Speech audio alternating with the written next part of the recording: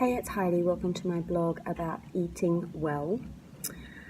I want to talk about your version of eating well. And the reason I want to talk about this is because I've seen a lot of health forms from clients where in the questions that I ask about, how well they eat, they always write, I eat well. And they say it to me on the phone, I eat pretty well.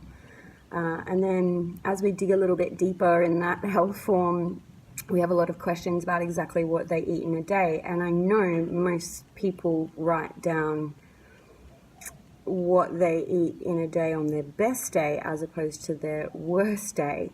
And, the thing is about the body is that it doesn't lie. And more specifically, your cells don't lie. So one of the first steps I used to take when I ran health retreats was using something called live blood analysis. And I didn't really care about what people wrote on their food journal or what I eat in every day, because I knew as soon as we put their cells under a microscope that those cells are not going to lie. And I had this one particular young guy who, he's like, I eat really well. And the toxicity levels that were showing up in his blood were extraordinary. There was toxicity sitting everywhere, and the GP, naturopath, and myself were sitting there trying to work it out because he'd been telling me he eats really well.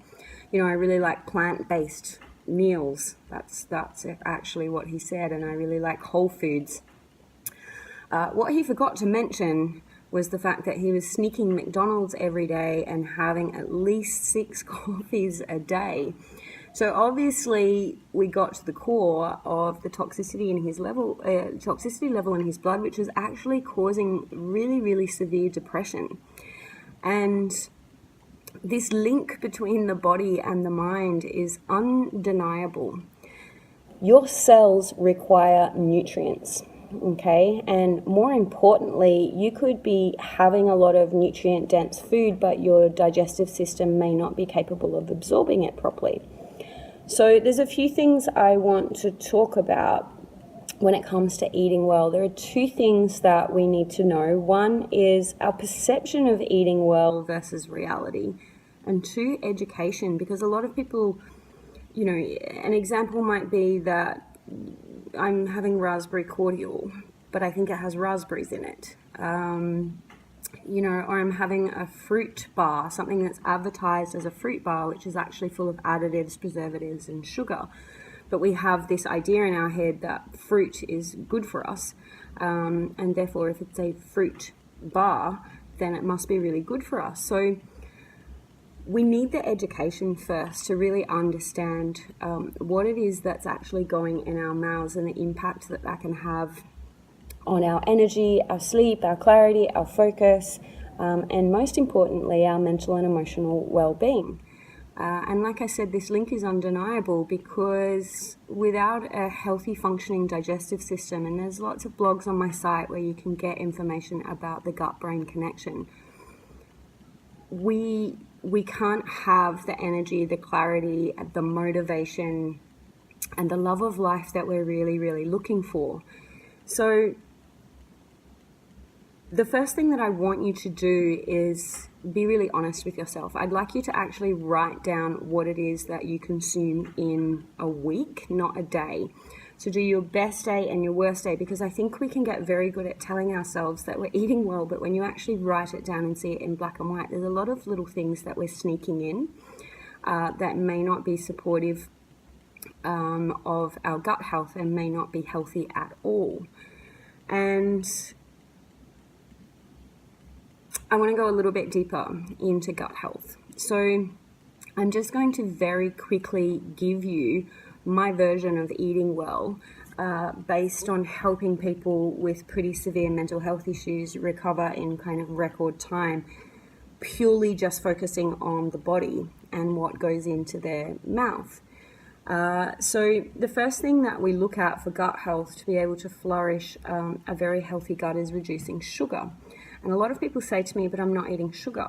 But then if I look at their sort of daily meal plan, they might be having granola with yogurt, with honey, with fruit. Now, grains break down to sugar. Dairy breaks down to sugar. Fruit is a sugar. Honey is a sugar. So you're actually having a fairly large bowl of sugar. Now, the gut doesn't care what kind of sugar it is. negative flora in the gut, which impacts our ability to have a healthy mindset, feeds off sugar.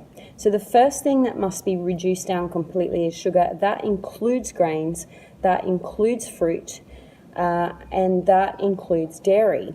So you might want to eradicate those things completely or just reduce them down. The second thing that a healthy gut loves, to be able to really create an environment for the positive flora in the gut that produces all of the nutrient to neurotransmitter capability that we're looking for happiness and healthy feel-good hormones, is an alkaline state. So the pH levels in the gut become really, really important.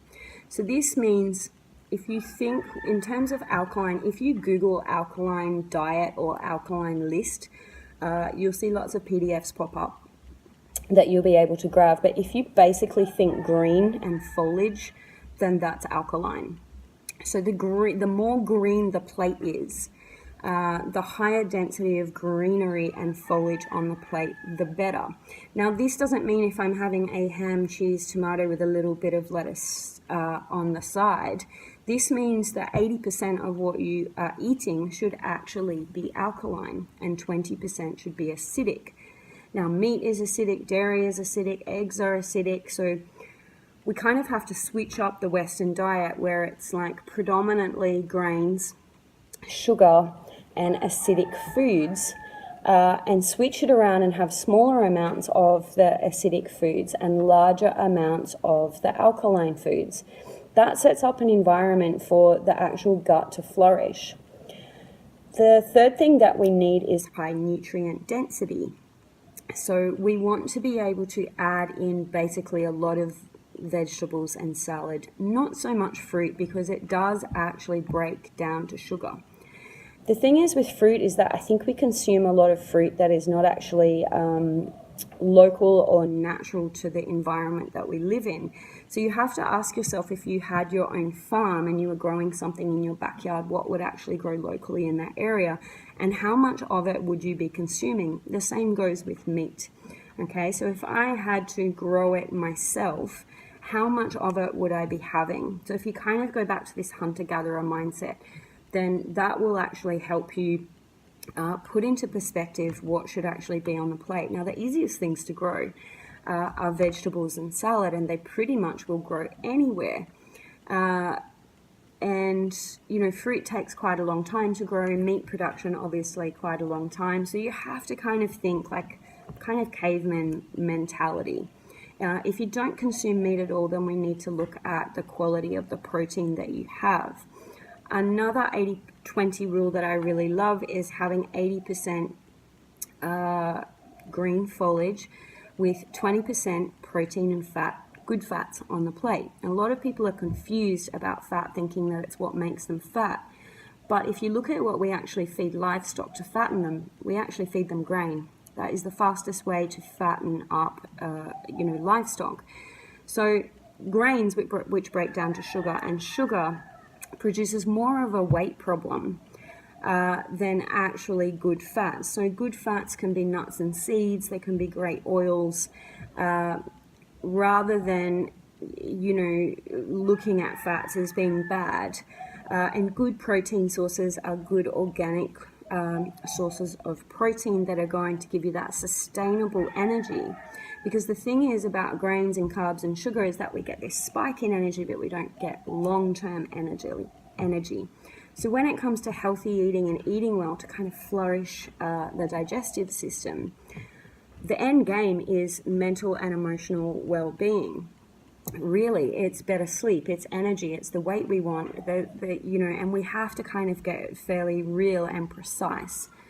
So I want to know what it is, what is your actual starting point today? Because everyone's starting point with health is very different. Now, if you just want to make small shifts and changes to improve your health, then you can just go with those few steps that I've given you. If you're dealing with digestive issues, any kind of serious stress, mental health issues, you've completely let go of the diet, kind of grabbing food on the go, or worse, you actually have an illness, then we need to take it a little bit more seriously.